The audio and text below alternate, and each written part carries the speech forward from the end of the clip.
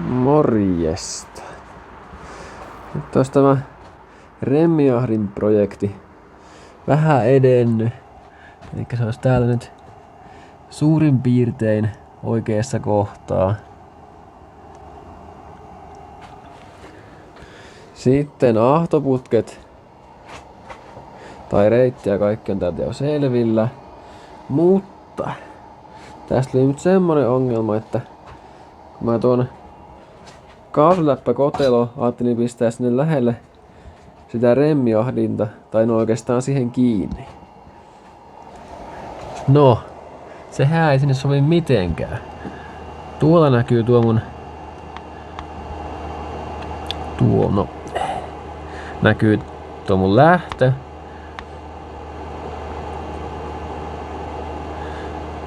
Niin tai tuohon pitäisi tulla se läppäkotelo kiinni. Tuo on se imupuoli. No, ensinnäkin siinä on tommonen vaijeri. Vaihteesta on tuo vaihdevaijeri. On tossa justiin niinku tiellä. Et se on justiin siinä keskellä, että mitenkä pahasti nyt se ikinä voi ollakaan, niin se on justiin siinä niin.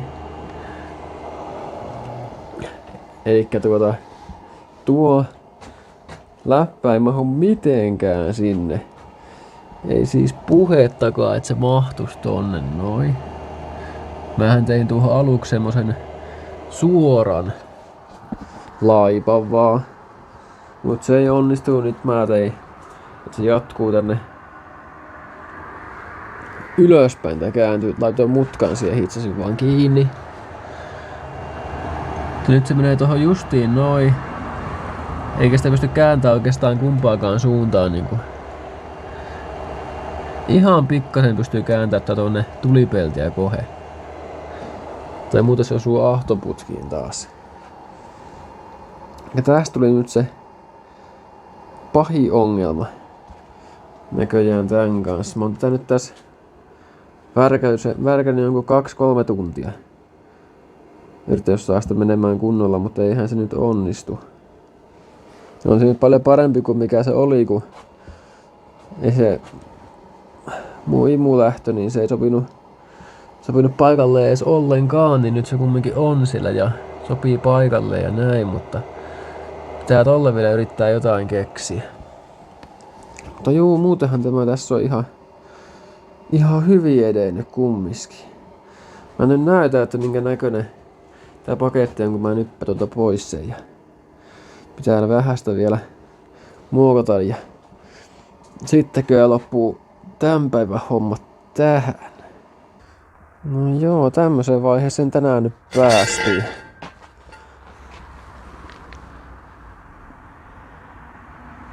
Niin tässä on tuo ulostulo on valmis.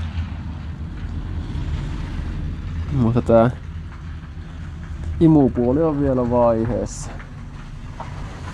Tänne pitää tässä vielä jonkun verran askaralla. Se pitää vähän pitää kääntää vielä ja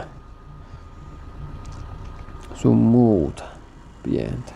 Tässä on se Mini Cooperi bypass-venttiili. Tuohon väille se tuli tuolla lailla. Ja tästä lähti ne ahtoputket sitten. Ne ahtoputket mä sain tehtyäkin jo, mutta tämä homma tässä nyt vielä on tekemättä. Tähän tulee se kaasuläppä sitten kiinni. Jotakin mä jouduin modamaan monta kertaa, kun on niin vähän tilaa tuolla. Tää oli semmonen pyöreämallinen aluksi tästä. Semmonen huomattavasti pyöreämpi, mutta eihän sillä ollut tilaa, niin mä leikkasin tosta vaan päältä tavaraa pois. Mutta juu, pitää jatkaa kun ehtii. Niin. Tää on tää paljon paremmalla mailla kuin mitä tää viimeksi oli kumminkin. Tää kaasuläppä olisi tullut tähän niinku näin. Päivä 2 mun piti laittaa tää tähän niinku suoraan tähän jatkoksi. Mut se ei onnistunut mitenkään. Koska siinä otti vaihteista vastaan. No sitten mä ajattelin, että mä pistäisin näin tähän. Mut sitten ottaa ne vaihteisto vaijerit sitten vastaan. Eikä muuta saa tämä periaatteessa nostettua nyt seuraavaksi sinne ihan ylös asti. Mutta millaisen liitoksen mä tähän teen sitten välille? Ja siinä on sitten vähän taas miettimistä, että laittaa se niinku silikoniletkun palan vaan tai jotakin. Koska tämä on nyt niinku maksimikorkeus. On niinku tämä tällä tasolla, mikä niinku mahtuu menemään sinne moottorin taakse, kun siellä on imusarja. Eikä tämä on se maksimikorkeus, mikä sinne mahtuu.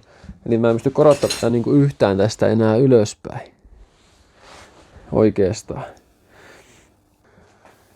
Eli pitää nyt miettiä, että mikä sinä sitten olisi se helpoin konsti. Hankala nyt säkkiseltään sanoa, kun tämäkin vei kumminkin yllättävän paljon tilaa tämä osa. Tän kyllä pystyy kääntämään ihan mihinkä asentoon vaan, mutta kun ei ole tilaa näin paljon missään, kun siinä on se vaihteistotiellä, sitten on tulipelti ja kaiken näköistä, mitä siellä meneekään, niin jäätysletkuja ja kaikkea. Mut se on siellä nyt niinku se ongelma. En tiedä sitten, että mitenkä tämä homma tästä nyt sitten hoituu. No, eiköhän se siitä. Tää on justiin saman kokoinen tämä. Tai tossa on sisämitta sama kuin putken ulkomitta. Ja se menee tähän justiin hyvin. En tiedä mitä tuohon nyt keksii sitten. Mä nyt seuraavaksi käännän tää kumminkin pikkasen tuonne. Pikkasen käännän tästä tuonne oikealle päin. Että mä saan tai pääsen eroon sitä, ettei tuo oo sen vaihteen siirtovajeri eessä nyt sitten enää. Mä ajattelin tähän laittaa tämmösen vaan tommosen patentin sitten, mutta se nyt ei sopinutkaan niin mitä mä ajattelin sinne. Kun en mä ottanut huomioon niitä vaijereita, mitkä siellä meni, ja niitä ei oikein pysty liikuttaa mihinkään. Mutta juu, jatketaan tästä nyt sitten seuraavalla kerralla. Morjens.